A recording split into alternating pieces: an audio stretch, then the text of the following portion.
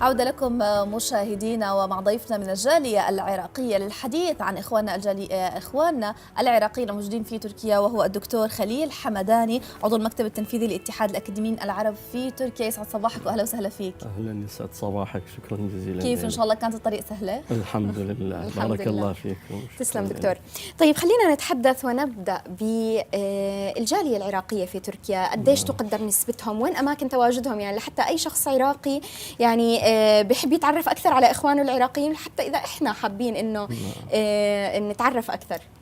حقيقة يعني تكاد تكون كل تركيا فيها عراقي نتيجة للظروف القاسية اللي يتعرض لها العراق بشكل خاص. يعني أكثر حقيقة المناطق القريبة على الحدود السورية العراقية، نعم، أورفا، مرسين، ماردين، تقدر حسب الإحصائيات اللي نعرفها من الإخوان ضمن يعني الإحصاءات الرسمية بحدود 700 إلى مليون نسمة في تركيا. ما شاء الله، 700 ألف إلى مليون. يعني حقيقة معاناة الجالية العراقية تختلف كثيرا عن نتيجة الظرف الصعب، بالإضافة إلى ما حصل خاصة في المناطق الشمالية اللي هي مدينة تكريت والموصل وكركوك، وجنابكم أدرى ما الذي حصل. يعني وقعوا بين كفي كماشة. طيب دكتور، يعني أنت حكيت عدد كبير جدا موجود في تركيا للجالية العراقية. هل هناك تكتلات مثلا، هناك تجمعات لهم؟ هل هناك أنشطة دائمة لهم مثلا، أو يعني باستمرار خلال الأسبوع؟ هناك التقاءات؟ والله حقيقة ما يؤسف له احنا لا توجد باستثناء الجالية العراقية لها مسمى رسمي موجود في تركيا، ونحن ساعين أسوة بالإخوة السوريين حقيقة منظمين في هذا الموضوع. ساعين في استحداث المنتدى الثقافي أو النادي الثقافي للعراقيين، بالإضافة إلى موضوع تفعيل رابطة أو الجالية العراقية والجمعيات الإنسانية والخيرية التي تساهم في مساعدة أو تخفيف على الأقل جزء يسير مما يحصل للأخوة المهجرين في تركيا. طيب خلينا نحكي أكثر يعني عن وضع إخوتنا العراقيين الموجود هون، خصوصا من الناحية القانونية. يمكن كثير من الناس قد تجهل القوانين اللي بتخص العراقيين الموجودين في تركيا. نعم، تقصدين قوانين كبلد؟ يعني إذا في قوانين معينة خاصة فيهم، أو إذا في مثلا أي نوع من التسهيلات أو أي نوع من الصعوبات بسبب كونه عراقي. حقيقة في صعوبات كبيرة فيما يتعلق في موضوع الفيز والتأشيرات الآن على العراقيين بشكل خاص، يعني نتيجة لظروف تركيا. طبعا هذا موضوع هم احنا يهمنا بالدرجة الأولى الجانب الأمني لتركيا، لأننا الآن نعيش في بلد مضياف، فيهمنا بالدرجة الأساس أن نحافظ على هذا البلد، وهذه قوانين يجب أن نحترمها. مع هذا نحن نسعى لتخفيف من خلال اتصالاتنا بالإخوة المسؤولين أو بالإخوة المسؤولين عن موضوع الهجرة والفيز والتأشيرات والإقامات، لتخفيف ما نستطيع أن نخففه عن كاهل الإخوة العراقيين. طيب هل هناك فرص يعني لإخواننا العراقيين، فرص الدراسة، فرص المنح، هل هي موجودة هنا في تركيا؟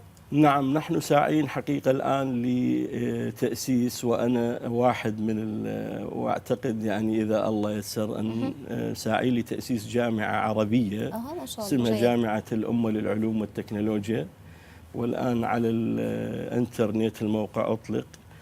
فإن شاء الله على بداية العام الدراسي حصلنا على اعتماد من أحد الجامعات العربية. ممتاز. لكي نبدأ، ونسأل الله سبحانه وتعالى أن ييسر في هذا المشروع. وأنا أعتقد رئيس الجامعة أصير لهذه الجامعة. ما شاء الله. إن شاء الله. يعني هذا خبر رائع جدا، أعتقد يعني بيفيد مش بس الإخوة العراقيين وإنما كثير من العرب الموجودين هون. جامعة اسمه جامعة الأمة لكل العرب. لكل العرب. الجاليات العربية. التدريس فيه حيكون بأي لغات؟ باللغة العربية واللغة الإنجليزية. ممتاز. ونحن ساعين مع الإخوة الأتراك للحصول على موافقة للتدريس في هذا المجال. حالنا حال جامعة الزهراء، الجامعات العربية. هذا الخبر رح يسعد إخواننا الأتراك أيضا لتعلمهم اللغة العربية وبحثهم المتواصل أيضا واهتمامهم بهذه اللغة. نعم، وعندنا حقيقة كلية متخصصة. أخونا أحد الأخوة السوريين أستاذ هو مسؤول عن كلية العلوم الشرعية واللغة العربية يعني نعم. في هذا المجال. أي نوع من التخصصات رح تدرسها الجامعة وتركز عليها أكثر؟ احنا حقيقة الدرجة الأساس المجموعة الطبية والمجموعة الإنسانية اللي هي كلية العلوم الشرعية وكلية القانون والسياسة اللي نبدأ. وحقيقة يتحدد موضوع الكليات على عدد أو إقبال الطلبة حسب التخصصات. جميل. هل رح يكون في منح؟ في منح وفي يعني تخفيض 25% لأبناء الشهداء وللناس الذين لا معيل لهم. نعم. هذا حقيقة رأي الأخوة في مجلس الجامعة حصل أن نعمل على والتخفيضات المنح أيضا مخصصة حسب الأعداد. يعني إذا تجاوز العدد 50 يكون هناك من 4 إلى 5 منح مجانية جيد. متوقع بداية العام إن شاء الله تفتح الجامعة؟ إن شاء الله احنا كملنا إجراءاتنا. طيب نسأل الله سبحانه وتعالى أن يوفقنا في هذا الأمر. نتمنى لكم طيب جميل جدا. طيب خلينا نتحدث عن مهرجان شكرا تركيا ومشاركة الجالية العراقية في هذا المهرجان أو مشاركتكم. أنت حضرتك يعني عضو الهيئة الإشرافية في مهرجان شكرا تركيا. فحدثنا عن تحضيراتكم.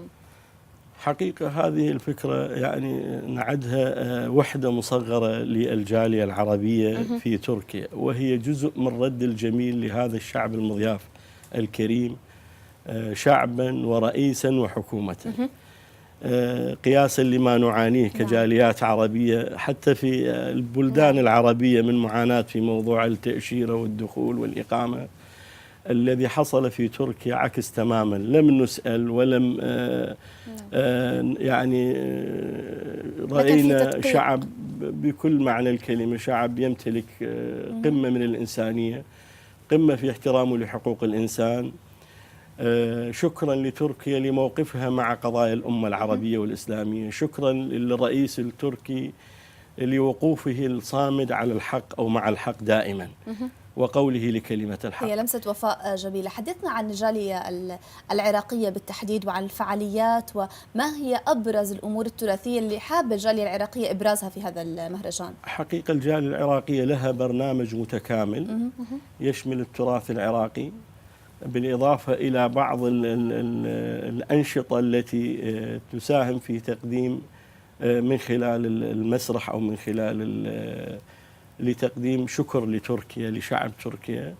فالبرنامج فيه تراث مثل ما تفضل جنابك، فيه ما يعكس حضارة العراق على مر التاريخ، فيه معاناة معرض الفن العراقي موجود، البحة والصوت العراقي موجود إن شاء الله. احنا حاولنا أن يكون موجود في وحقيقة فرق متنوعة تقوم بها بالدرجة الأساس بعض المدارس الأساسية مثل مدارس الفائز، مدارس بغداد، مدارس نينوى.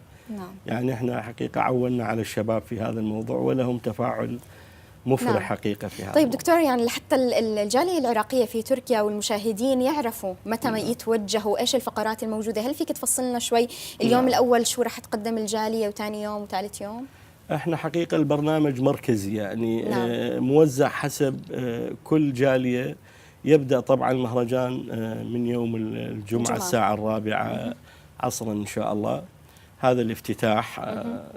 وفي هناك خيم لكل جالية من الجاليات العربية، كل جالية تقدم جزء من برنامجها ضمن الخيم بالإضافة إلى البرنامج المركزي الذي يعرض على المسرح.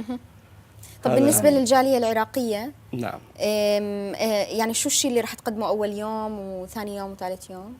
احنا حقيقة الأول يوم هو افتتاح عام للمهرجان، فيه كلمات لكبار الضيوف، ثم أناشيد وطنية تعبر عن وقومية تعبر عن خصوصية كل جالية من الجاليات العربية ومن ضمنها الجالية العراقية. يعني هذا حديثنا كان عن مهرجان شكرا تركيا. خلينا شوي هيك نرجع للعراق وأشجار العراق، بما أنك يعني عراقي تعيش في الغربة، أكثر ما تحن له في العراق؟ وأنا أكثر ما أحن له بلدي أهلي، الخراب والدمار الذي حصل لبلد عمره 6000 سنة وأكثر بفعل إجرامي خارجي يجعلني دائما في تواصل مع بلدي، مع أهلي، مع حبي لهذا البلد. فلا يمكن أن يعني عايش البلد في وجداننا، في جميل. مشاعرنا اليومية، وهو همنا الأساسي يعني. هل في حفاظ على التراث العراقي؟ هل في حفاظ على مثلا أمور بسيطة لأهل العراق داخل غربتهم؟ يعني مثلا المطبخ العراقي هل هو موجود داخل الغربة؟ التقاليد والتراث العراقي هل تحاولوا أنكم تفعلوه فعلا دائما نعم، في احنا غربتكم؟ نتواصل مع بعض كأخوة عوائل دائما، يعني اللي تفضل بجنابك موضوع التراث العراقي، الأكلات العراقية أكيد الدولمة حاضرة على طول، حاضرة دائما على السفرة العراقية، حاضر على طول. فحقيقة نتواصل، ومرات يعني مع الأخوة اللي فلان اكو اختنا مثلا هي بامكانيه عندها في الطبخ، نقول لفلان اخي كلف ان الاخت. جميل، ما زال هذا التواصل موجود. الحمد لله موجود. طيب دكتور، يعني الان يمكن مع التفرقه اللي موجوده في العراق، هل انتم العائلات العراقيه اللي بتعيش بالغربه بتحاولوا قدر الامكان تسعوا ولو يعني بالوسائل الاجتماعيه البسيطه انكم تعيدوا الروابط بين الشعب العراقي، على الاقل الموجودين في الغربه، لحتى تنقلوا هذا التواصل الموجود بينكم نعم. مستقبلا للعراقيين الموجودين في الداخل؟ نعم، حقيقة احنا هذا الموضوع هو وليد فترة زمنية محدودة في العراق. عمر العراق ما عاش هذا التفتت الذي حصل في البنى الاجتماعية، وهو بفعل خارجي. نعم. كل شيء بفعل خارجي لن يدوم، لأن العراقيين الأصلاء أبناء البلد بعربهم وكردهم بشيعتهم وسنتهم هم أبناء العراق، بغض النظر عن الجانب صحيح. فالأغلبية حقيقة يعني ليست مجاملة وليست يعني تمنيات، الأغلبية هم مع العراق، هم رافضين للحالة المقيتة الموجودة الآن. جيد. هذا ملخص يعني. وكلنا أخوة في الغربة وفي البلد، بغض النظر عن ما صنعه المحتل. صحيح. ومن يسيس هذا الأمر. نتمنى فعلا يعني لإخواننا العراقيين أن يعودوا بعزة وبكرامة، وتعود العراق كما كانت العراق الأصيلة، عراق التاريخ، عراق يعني العرب جميعا. كل الشكر لك دكتور خليل حمداني، عضو المكتب التنفيذي لاتحاد الأكاديميين العرب في تركيا. سعيدين فيك ويسعد صباحك من جديد. يسعد صباحكم، شكرا جزيلا لقناة الإيمان، شكرا لكم على حسن ضيافتكم ودعوتكم لهذا اللقاء، ونأمل أن نكون قد وفقنا في إعطاء صورة موجزة. سعيدين فيك، سعيد صباحك، تحية لكل الجالية العراقية. أكيد. الله صباحكم، شكرا لكم، بارك الله فيكم.